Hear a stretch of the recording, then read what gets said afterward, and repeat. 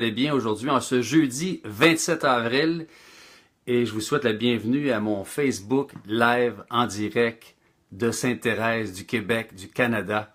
Pour ceux qui se joignent graduellement, bienvenue. Je me présente Perry Mandanichi et je sais que même s'il y en a qui sont en retard, il n'y a aucun problème, ça va être rediffusé. Vous aurez l'occasion de regarder ce Facebook direct encore et encore sur ma page Fabrique à Leader Facebook. Aujourd'hui, ce que j'ai le goût de vous entretenir, c'est sur les 5 étapes simples et claires, efficaces, que j'ai créées à partir de témoignages, à partir d'observations, à partir de mon propre film de vie. Puis à vrai dire, ces 5 étapes-là, ou 5 clés pour exprimer ta couleur unique, ma couleur unique, c'est des clés que je mets en pratique régulièrement. Puis évidemment, il n'y a rien d'acquis. Allô à Kayla, j'espère que ça va bien. Donc, j'ai commencé tranquillement à entretenir la conversation. Puis pour ceux qui vont arriver de toute façon un petit peu plus tard, il n'y a aucun problème, vous allez pouvoir la regarder en rediffusion.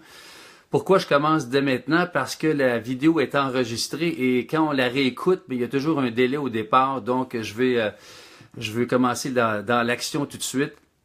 Donc, c'est les 5 étapes simples et efficaces que j'ai créées à partir donc, je disais tantôt, de témoignages, d'observations, de mon propre film de vie, ma propre histoire personnelle pour exprimer ta couleur unique, ma couleur unique. Puis j'ai aucune prétention à ces clés-là. Je les mets en pratique régulièrement. Je vais les mettre en pratique jusqu'à ma mort. C'est un résumé vraiment qui me permet d'observer que ça fonctionne tout ça quand on les met en pratique. Puis ça veut pas dire qu'on est au-dessus de nos affaires, ça veut simplement dire qu'on est des humains et puis qu'on se choisit, on veut créer une vie de rêve, on veut créer sa propre vie et d'arrêter d'écouter toujours les mille et une voix qu'on a autour de nos conditionnements, nos peurs, nos conditionnements familiaux qui veulent notre bien ou nos amis qui veulent notre bien. Donc, je démarre à l'instant. Je me représente donc Perry Mandanichi, je suis animateur, coach, formateur, consultant, auteur, conférencier. Et je démarre à l'instant. Donc, la première étape, ose te choisir. Oser se choisir, là, c'est une belle phrase, mais ça veut simplement dire de se placer en priorité. Parce que souvent, on est influencé. Moi, je vais parler pour moi. Dans le passé, je me rappelle plus jeune, j'ai fait un bac en finance au HEC et ça m'a permis de me donner une certaine forme de confiance, mais je le faisais pas pour les bonnes raisons, parce que je me connaissais plus ou moins, et je le faisais parce que ça paraissait bien, parce que je voulais plaire à mon père, je voulais plaire à ma famille, mais c'était pas nécessairement un domaine que j'aimais vraiment, je l'ai réalisé assez rapidement. J'étais vraiment malheureux dans le domaine de la finance, je me suis retrouvé au Trosse Royal à l'âge de 21 ans, dans une gestion de portefeuille, une fiducie, et je tripais pas du tout. Alors je me suis dit, j'ai pris une décision et j'ai quitté l'emploi au grand détriment de mon père, mais je commençais à me choisir à cette époque-là, à l'âge de 21 ans, et j'ai commencé vraiment à entreprendre mon cheminement, d'apprendre à me connaître à travers des expériences, à travers des voyages, des différents emplois. Et ça m'a amené une anecdote rapidement pour vous démontrer à quel point que c'est important de se choisir. En 1984, on recule loin en arrière, j'avais un grand choix à faire. Je faisais beaucoup de plateaux de figuration de films, de cinéma. J'avais des contrats à gauche, à droite. Puis à un moment donné, j'ai eu une opportunité extraordinaire d'une dame que j'ai connue en cours de route qui m'a introduit à... J'ai eu une opportunité de devenir animateur, de m'en aller aux Antilles françaises pendant 5 mois de temps, animer des gens, des touristes, autant québécois, européens, américains. Sauf que la décision que j'avais à prendre, j'étais dans le milieu d'un contrat assez important et je me rappelle très bien, j'étais sur un pont et j'avais un choix vraiment important à faire. C'était d'écouter vraiment à l'intérieur qu'est-ce qui me faisait vibrer vraiment. Puis là, je me suis dit, le choix est clair, sauf que les réactions qui vont générer de mon choix, ça va être plate, mais ça m'appartient pas. Moi, j'avais à m'écouter. Alors, j'ai choisi évidemment d'aller aux Antilles et j'ai amené un ami à moi qui jouait de la guitare. Moi, je chantais. À l'époque, je commençais à avoir la passion de chanter la musique, des bonnes chansons, tout ça, de prendre ma place, m'exprimer. Et on est parti finalement, mon chum et moi, à travers les grossistes Multitour Solvac. C'est un peu similaire à Club Med, mais c'est différent. Donc, on est parti pendant 5 mois de temps, une expérience extraordinaire. Ça m'a permis de sortir de ma zone puis d'apprendre à me connaître à travers l'expérience, écoute, le soleil, la mer, les voiliers. On faisait de la danse aérobie sur le bord de la mer, on jouait au volleyball, on allait une fois par semaine dans des casinos. Donc, on était des guides touristiques, des animateurs. C'était une expérience vraiment riche. Et donc, j'ai fait un choix à l'époque, en 84, qui m'a permis vraiment de prendre déjà conscience que on a à choisir souvent, on a à se rechoisir constamment. Et si on écoute Pierre-Jean Jacques ou nos voix de conditionnement de notre famille, de nos amis, qui veulent souvent notre bien, mais souvent ils partent pas nécessairement du même endroit qu'on est rendu, où est-ce qu'on veut aller. Alors, c'est important de se retrouver avec soi-même puis d'apprendre à s'aimer graduellement. Puis ça m'amène à la deuxième étape. Ose être ton meilleur ami ou ta meilleure amie. Alors, être son meilleur ami, c'est une belle phrase comme ça, mais ça veut simplement dire qu'on n'est jamais vraiment seul. Hein? Quand on travaille en co-création, on est fabriqué à l'image vraiment de notre créateur. On a tout ce qu'il faut pour prendre des décisions puis d'être bien avec nous autres mêmes. Mais ça part souvent de l'amour de soi. Est-ce qu'on se permet de s'aimer, de s'accepter, d'accueillir, de s'accueillir, de se pardonner même, de pardonner souvent à des trucs qui nous ont blessés dans le passé. Allô Lynn, j'espère que tu vas bien. Donc, je continue à la deuxième étape. Je répète, c'est donc oser être son meilleur ami, sa meilleure amie, d'apprendre à être bien avec soi, s'accueillir. Ça veut dire que on n'est pas toujours sur un high dans la vie. Hein. On a des défis qu'on rencontre, on a des obstacles, des épreuves. Puis tôt ou tard, comme ma mère m'a si bien dit, on est seul et on meurt seul. Entre-temps, on rencontre beaucoup de personnes, des conjoints, conjointes, on a des enfants. Puis à un moment donné, tout ce beau monde-là ne sont pas nécessairement toujours à côté de nous autres. Si on n'apprend pas à être bien avec soi-même, d'être en cohérence avec qu'est-ce qui se passe à l'intérieur, nos valeurs, de se retrouver. Puis c'est important de prendre des moments de recul. Moi, j'aime beaucoup la méditation, j'aime beaucoup écrire aussi, alors ça me permet de me recueillir et de réapprivoiser qui je suis vraiment, où est-ce que je m'en vais, où est-ce que je suis rendu, puis d'être bien avec ça. Parce que c'est pas toujours Pierre-Jean Jacques autour de nous autres qui vont venir nous apporter ce qu'on a l'impression qu'il nous manque. Souvent, on part justement pas de la bonne place, on part d'une position de manque ou dans des peurs, alors que on a deux grands choix. On est-tu dans la peur ou dans l'amour? Et l'amour, ça commence par s'aimer soi, être en contact avec soi, s'accueillir, être notre meilleur ami. Et on est vraiment jamais vraiment seul. On est toujours en contact avec notre divinité intérieure, notre source, notre co-création.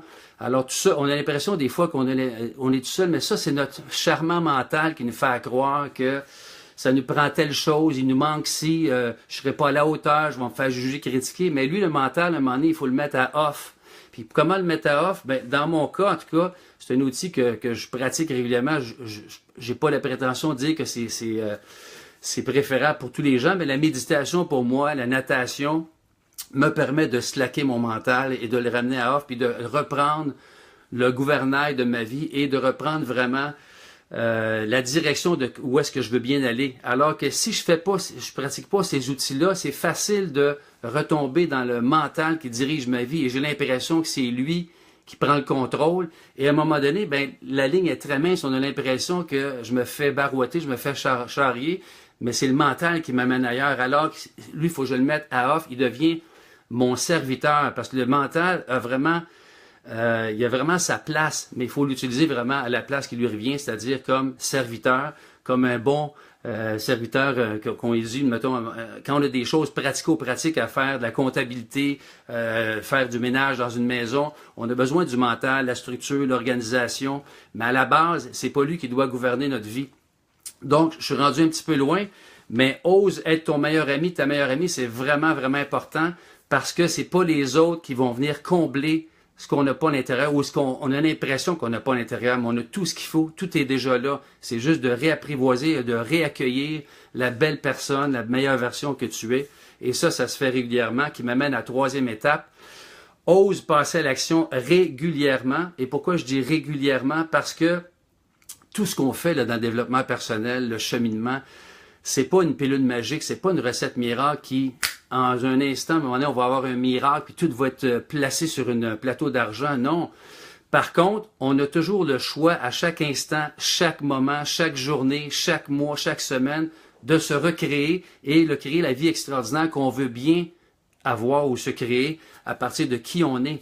Alors pour ça, il faut passer à l'action, ne serait-ce que justement, moi, la natation, par exemple, j'adore la natation, ça fait 20 ans que je m'entraîne 2-3 fois par semaine. Si je néglige ça, à un moment donné, je vais retomber justement dans l'ancien Perry qui est pas complètement en forme, que ça roule moins bien, j'ai moins de focus, moins de concentration. Et pour ça, il faut que j'entretienne cet outil-là qui est la natation, la méditation qui va me permettre de slacker mon mental. Donc, c'est de passer à l'action. Et j'ai un projet de mastermind depuis 1 an. Je suis rendu à ma 4e cohorte.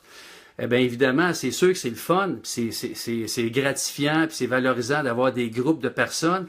Mais il faut le créer, tout ça. Donc, il y a des pas à mettre régulièrement. C'est d'abord de croire en ce que je fais. C'était tantôt, je vous partageais la première étape, de me choisir. Choisir ce qui me fait vibrer vraiment. Moi, j'adore m'exprimer comme ça paraît peut-être présentement. Quand je vous parle, ça me fait vraiment vibrer, puis j'ai l'impression, puis surtout de parler de sujets qui me passionnent, donc l'humain, le développement personnel, la co-création avec notre créateur, notre divinité intérieure. Donc, de passer à l'action régulièrement, c'est vraiment important, un pas à la fois. Et c'est pas, tu sais, souvent on regarde la montagne, on a l'impression, puis ça m'arrive encore et encore, ça va m'arriver, j'ai l'impression que, tu sais, j'ai beaucoup de projets que je vais vous partager tantôt. Et si je m'arrête à ça, ça semble tout gros, puis c'est inatteignable. Mais tout ça se fait graduellement, un pas à la fois. Toutes les pièces du puzzle se mettent graduellement dans la mesure qu'on a osé se choisir, on se place en priorité, on passe à l'action et tranquillement, les bonnes personnes, les bonnes situations, les synchronicités, les signes arrivent après à partir du moment qu'on s'est positionné, qu'on s'est engagé envers nous autres mêmes, envers la vie et les choses se placent. Donc, c'est important de vraiment passer à l'action. Et dans mon cas, j'ai pas toujours été constant en passant. C'est qu'à un moment donné, l'engagement, moi, longtemps, ça a été quelque chose qui était boiteux parce que j'ai découvert à un moment donné, à l'âge de... en tout cas, je vais retourner en 2001, plutôt pour vous situer dans le temps. Moi, j'ai 56 ans en passant, j'ai rien caché. C'était à l'âge de 39 ans, j'ai fait des ateliers de développement personnel, puis on faisait des exercices, des jeux de rôle. C'est vraiment là que ça a sorti en 2001. Je me suis rendu compte que j'avais pris une décision, moi, à l'âge de 4 ans, parce que je me sentais rejeté. Ça m'a suivi longtemps, jusqu'à l'âge de 39 ans. Une décision qui était inconsciente, qui dans un exercice, je suis parti à pleurer parce que je me suis revu à l'âge de 4 ans, que j'envoyais la main à ma mère, que je m'en allais à l'école privée pendant 1 an de temps, à l'âge de 4 ans. Et ce qui faisait que j'étais privé de mes parents la semaine. Je revenais juste les fins de semaine. Donc, moi, dans ma tête de petit gars, j'avais l'impression que j'étais rejeté et ça m'a suivi longtemps. Donc, pour moi, l'engagement, c'était tout le temps égal à rejet, inconsciemment. Donc, j'osais pas m'engager ou à chaque fois que je m'engageais, je sentais que je deviendrais trop vulnérable et on me rejetterait ou je rejetterais la personne. Puis ce qui est arrivé souvent dans mes relations de couple, au travail à l'époque, jusqu'à temps que je mette le doigt dessus puis que je comprenne vraiment que ça m'empêchait d'être constant, d'avoir une régularité dans ce que je développais. Et en même temps, ça faisait partie de ma personnalité aussi j'ai voulu explorer beaucoup la vie, moi, par des voyages, des emplois, d'apprendre à me découvrir, à m'exprimer. Et c'est plus tard que je suis arrivé justement à l'étape numéro 4, ose exprimer ta vulnérabilité, ma vulnérabilité, qui est vraiment une puissance libératrice, dans le sens que quand on se permet d'exprimer, puis là je m'en rends compte encore plus dans les groupes que j'anime régulièrement, on ose s'exprimer devant un groupe régulièrement, devant les personnes, on ose parler vraiment ce qui est dans le chemin, et ça demande du courage, mais ça demande aussi de l'ouverture, ça demande une forme de respect, de non-jugement, d'écoute, de solidarité dans un groupe ou avec des personnes, quand on ose s'exprimer. Puis quand je parle de vulnérabilité, c'est pas toujours des morceaux ou des situations faciles à partager. Exemple, j'ai vécu un divorce en 2008. Quand tu vis un divorce ou une séparation, il n'y a rien de joyeux là-dedans. Et c'est important d'avoir des bonnes oreilles autour, de pouvoir s'extérioriser, s'exprimer. Qu'est-ce qu'on vit par rapport à ça? Parce que les situations comme telles, les défis, c'est des défis, c'est des situations, mais c'est souvent l'émotion qui est reliée à ça qui nous crée des charges émotionnelles que si on ne libère pas, et qu'on n'exprime pas, ça s'encrasse, ça se cristallise, comme il y en a qui disent si bien, et c'est ce qui fait qu'à un moment donné, le corps réagit et le corps nous parle. À un moment donné, quand on n'exprime pas, et en passant, les hommes, on est très bien on est pas mal dans cette situation-là. Souvent, on est éduqué, conditionné que l'homme ben ça va se régler tout seul. J'ai pas besoin de m'exprimer. Puis à un moment donné, avec le temps, tu sais, je garde ça à l'intérieur, puis la soupape, on pousse dessus, puis à un moment donné, ça explose, forme de burn-out, de dépression, tentative de suicide.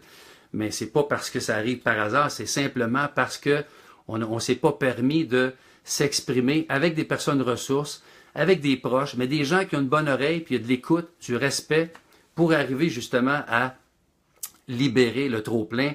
Et souvent, je prends l'analogie, l'exemple d'un disque dur d'ordinateur. Quand le hard disk est plein, le disque dur, ben il faut le libérer pour que la vitesse de l'ordinateur reprenne une bonne vitesse de croisière.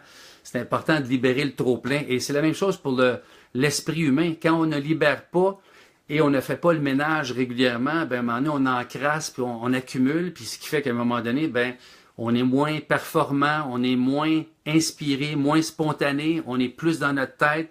Et encore une fois, quand je vous parle, c'est parce que je sais très bien de quoi je parle. Là, je m'isole, je me déconnecte et je reviens dans ma tête. Puis là, je suis plus en relation vraiment avec les autres.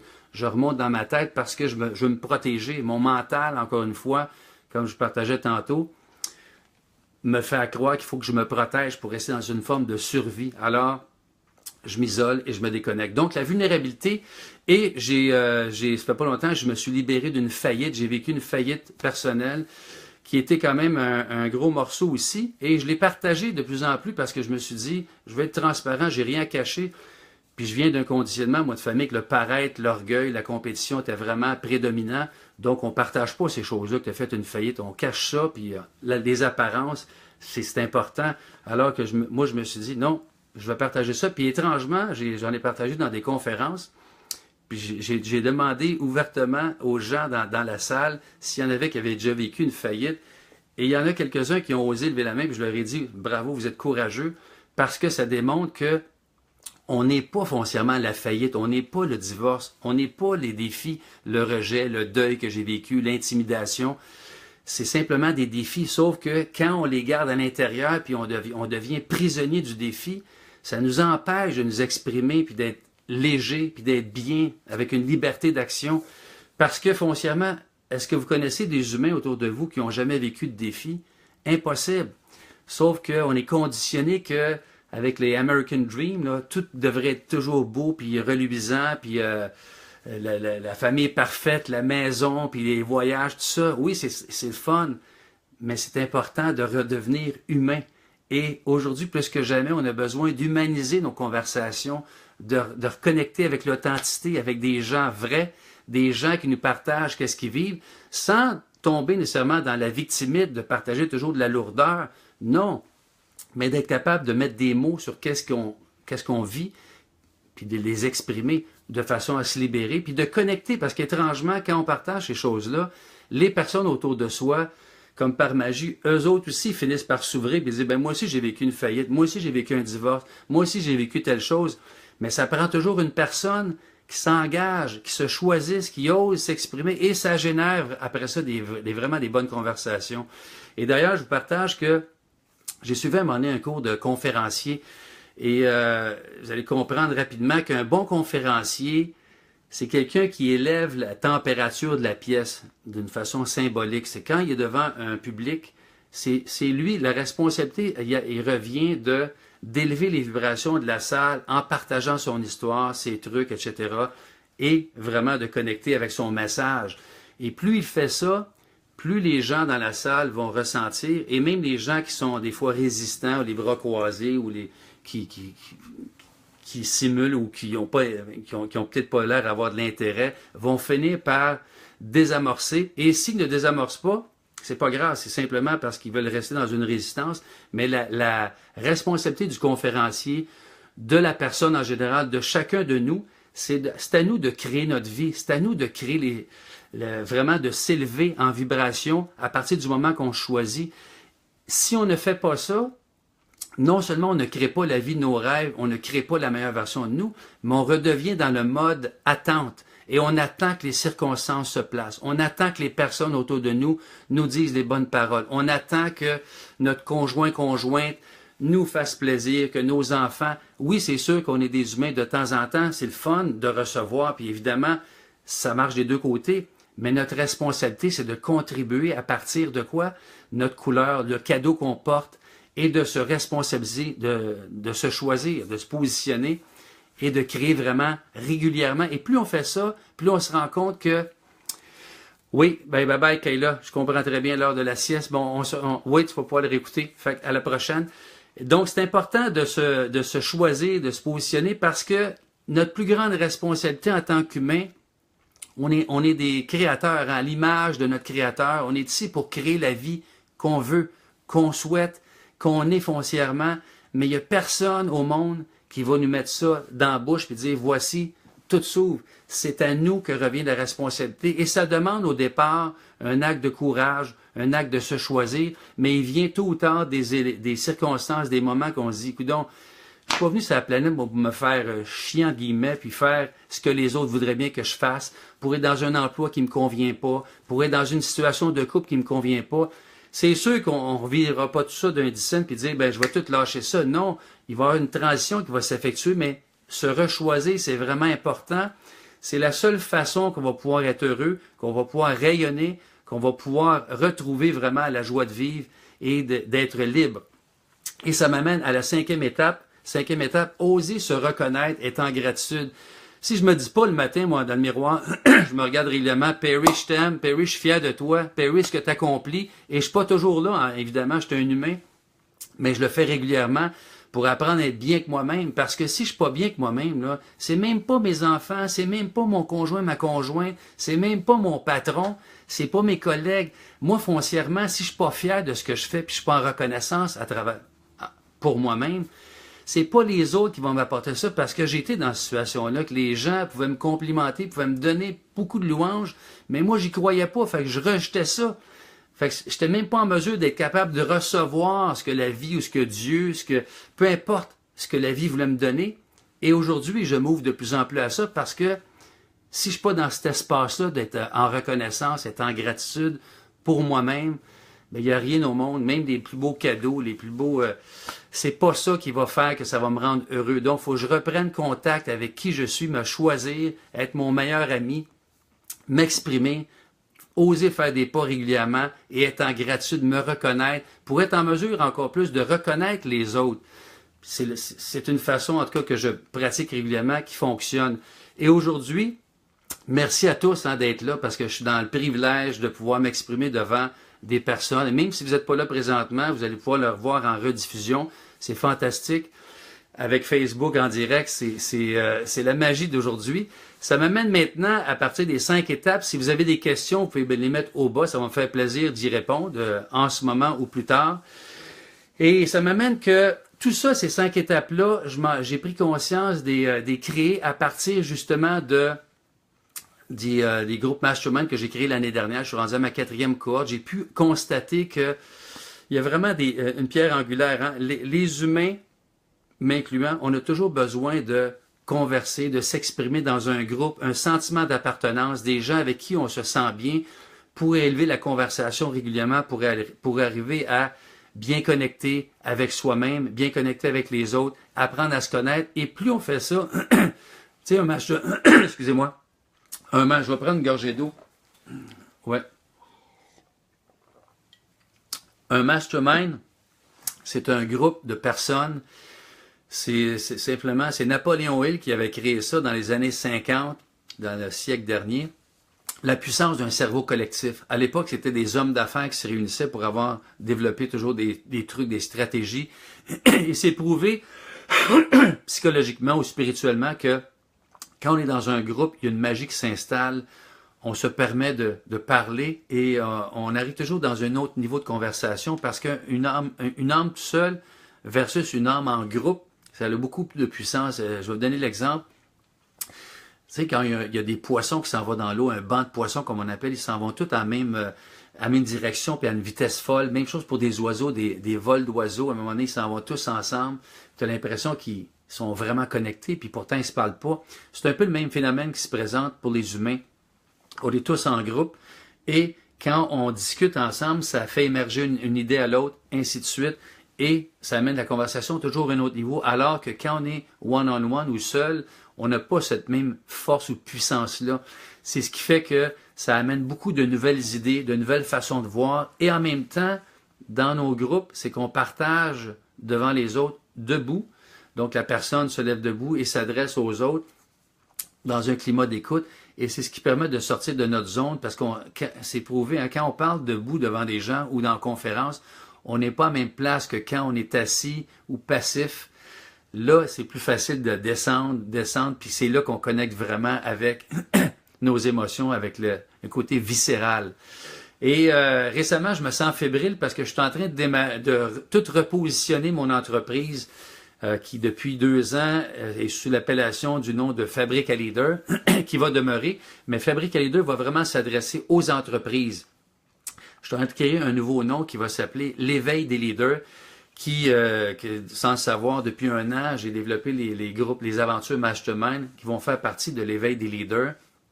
À partir justement de Aventure Mastermind, on se rend compte de 4 à 6 mois, un groupe de 6 à 8 personnes. Et l'éveil des leaders, ben, c'est du développement personnel, c'est d'éveiller le leader, d'entrer en contact avec notre leadership en osant s'exprimer régulièrement, en se positionnant par rapport à notre couleur unique. La couleur unique, en passant, c'est un ensemble d'ingrédients. Hein? C'est nos talents, nos compétences qu'on développe, notre film de vie, tout ça mis en place, qu'on développe régulièrement, qu'on entre en contact régulièrement, ben, on exprime notre leadership, on se positionne et on développe une conversation fluide, percutante.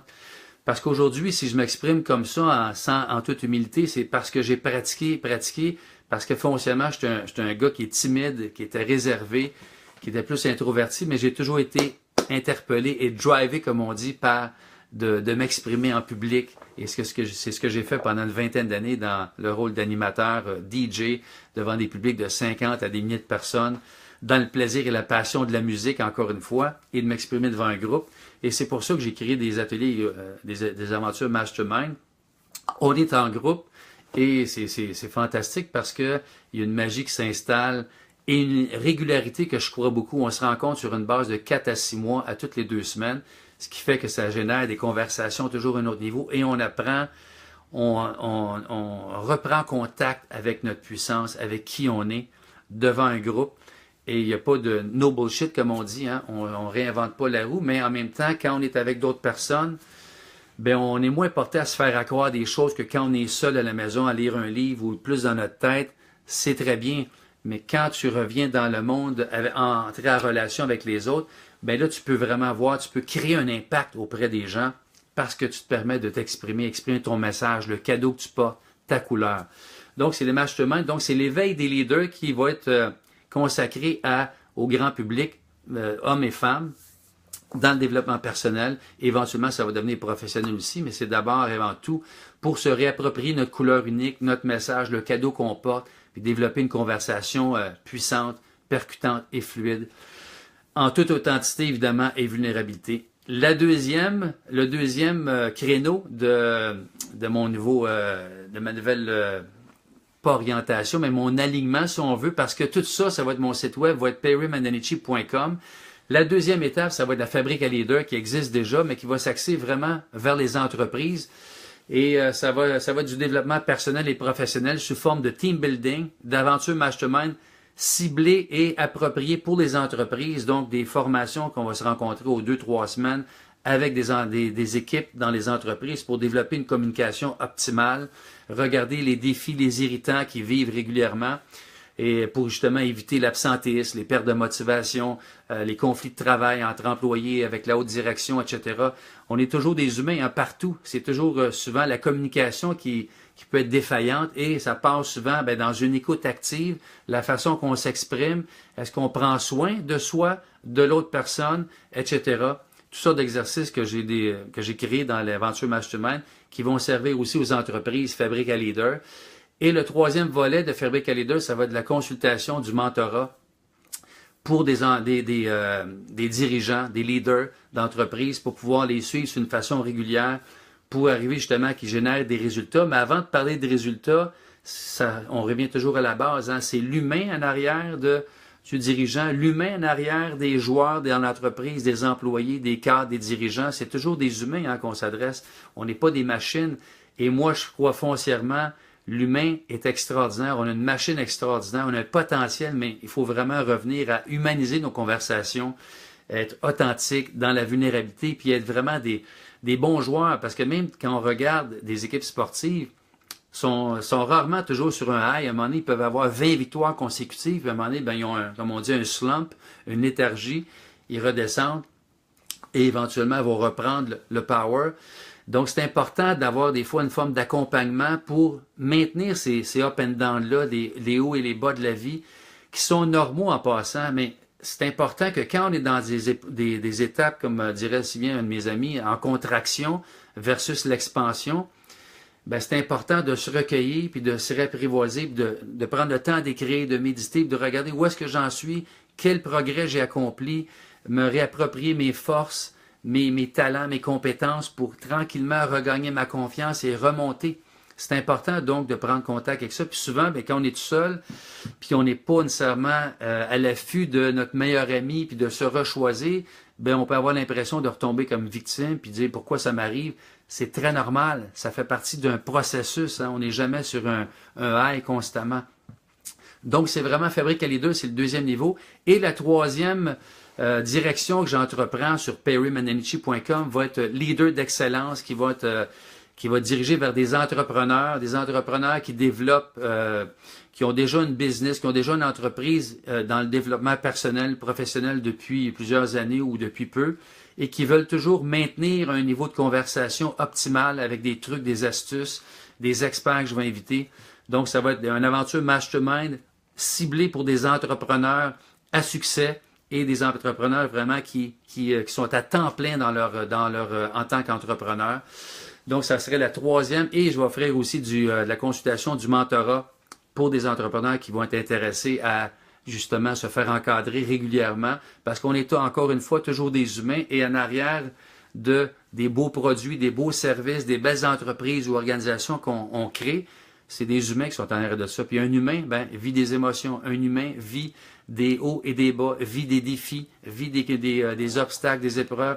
Et c'est ça qu'on va regarder régulièrement. Donc, c'est pas mal ça. Si vous avez des commentaires ou des questions par rapport à la conversation des 5 étapes ou par rapport aux aventures Mastermind, ou même, j'aimerais avoir votre feedback, comment vous trouvez ça, mes 3 appellations, l'éveil des leaders, Fabrique à leader et leader d'excellence. J'aimerais avoir votre feedback là-dessus. Et un dernier point qui est vraiment important, j'ai rencontré un bonhomme extraordinaire récemment qui s'appelle Luc, là, pour ne pas nommer son nom de famille, qui m'a introduit à une grille de profil de personnalité que je trouve extraordinaire, que justement je suis en train d'intégrer dans mes aventures Mastermind, qui permet vraiment d'entrer en contact rapidement avec qui on est, notre couleur vraiment. Il y a 6 types en passant, je vais vous faire juste un résumé rapide. Il y a les rêveurs, les empathiques, les rebelles, persévérants, travaillomanes et les promoteurs. Et ces 6 nomenclatures-là, 6 profils, caractérisent assez bien qui l'on est foncièrement. Et on est un peu un mélange des 6, mais il y en a toujours un de base qui nous caractérise depuis notre naissance, qui c'est important qu'on nourrisse régulièrement. Et quand on le nourrit, on évite beaucoup les situations stressantes parce que, exemple, moi, je suis un empathique de base. Si je nourris pas mes relations régulièrement, que ce soit avec mes enfants, conjoints, conjointes, avec mes amis, avec mes collègues de travail en passant, c'est conjointes, mais pour ceux qui sont des femmes ou peu importe, des conjoints. Donc, c'est important, l'empathique a besoin de se nourrir à partir de relations personnelles, professionnelles, d'une façon régulière, jusqu'à un certain pourcentage. Et si on ne fait pas ça, dans mon cas, c'est là que je retombe dans ma tête, que je m'isole, puis que j'ai l'impression que je suis pas à bonne place. Donc, c'est important pour moi l'empathique. Alors que le promoteur, par exemple, qui est une personne qui aime beaucoup les défis, qui aime beaucoup relever l'adrénaline, l'excitation, il a besoin de nouveaux projets, nouveaux défis. Et j'ai beaucoup de promoteurs en passant aussi. Donc, je suis un gars à défi, j'aime ça, entreprendre des nouveaux projets. Et c'est pour ça que je suis en train de créer ça là, actuellement. Ça me stimule énormément. Donc, ces 6 profils qui, en passant, ont été créés par un docteur en psychologie, je me rappelle pas du nom, là, il y a peut-être une trentaine d'années, et qui a été utilisé et servi beaucoup à recruter des gens pour la NASA, des astronautes, pour former des équipes. Et ils se sont rendus compte vraiment que chaque personne a un profil différent et ça peut compléter des fois. Si tu es plus promoteur, tu as besoin d'entrer en collaboration, des fois avec un travailloman qui, lui, c'est un gars structuré ou une femme structurée, logique, qui a besoin d'avoir une planification, de planifier toutes ces étapes. Le persévérant, c'est quelqu'un d'opinion, qui aime beaucoup la polémique, qui aime croire en ses valeurs, et ses valeurs sont vraiment fondamentales. Puis, exemple, un persévérant et un promoteur, c'est des gens vraiment qui ont une puissance, les gens vont être portés à écouter, mais ils ne fonctionnent pas nécessairement de la même façon. Le rebelle, quelqu'un qui aime beaucoup animer, qui aime beaucoup être dans l'effervescence, le mouvement avec des groupes de personnes, qui aime beaucoup la créativité, la spontanéité. Le rêveur, il a besoin d'être stimulé dans l'action, mais c'est une personne qui est très visionnaire, qui peut apporter des très bonnes idées dans une entreprise. Par contre, c'est pas la personne qui va s'exprimer nécessairement facilement dans un groupe, mais si on lui confie, exemple, une tâche de réfléchir à un projet, une idée géniale, il peut s'enfermer pendant 2, 3 jours, 4 jours et revenir avec une idée extraordinaire. Lui, il a besoin de se faire stimuler, ou elle a besoin de se faire stimuler dans l'action, mais il peut avoir des idées géniales. Donc, vous voyez rapidement, c'est une grille qui est vraiment extraordinaire. Plus j'apprends à la découvrir, et je l'intègre maintenant dans mes aventures Mastermind, qui va permettre aux gens non seulement d'apprendre à être en contact avec leurs talents, leurs compétences, mais aussi de pouvoir mettre des mots, un genre d'étiquette de base pour nourrir éventuellement, parce qu'il n'y a rien de coulé dans le béton, hein, qu'on soit tel signe astrologique ou telle grille de profil. C'est pas une fin en soi, mais c'est un départ pour aider après ça à nous propulser et s'aligner encore plus. Il y a deux clés que je crois beaucoup dans tout ça, c'est l'alignement de qui on est, et l'alignement se fait d'une façon régulière, hein, c'est pas juste une journée, c'est régulièrement. Donc, dans une aventure Mastermind qui dure de 4 à 6 mois dans l'éveil des leaders, on apprend l'alignement régulièrement. Et l'autre, c'est la régularité, effectivement. Donc, c'est la régularité de faire des pas régulièrement. Alors, je vous ai livré beaucoup d'informations. J'espère que ça vous donne beaucoup de valeur. Moi, ça me fait plaisir de vous partager ça. Les 5 étapes, les aventures Mastermind, mes nouvelles avenues que je développe en ce moment, qui vont être effectives. Vous allez voir ça au fil du temps. Le site web est en train de tout se refaire. D'après moi, d'ici septembre 2017, tout va être en place. Et il y aura un bouquin aussi qui va naître éventuellement. Alors sur ce, merci beaucoup d'avoir été présent, ou ceux qui vont être présents plus tard. Gros merci. Je suis vraiment privilégié d'être ici avec vous aujourd'hui. Puis je vous souhaite d'oser exprimer votre couleur unique, et ne vous gênez pas de mettre vos commentaires, interagir avec moi, ça me fait énormément plaisir. Je vous souhaite une bonne fin de journée. À la prochaine. Ciao.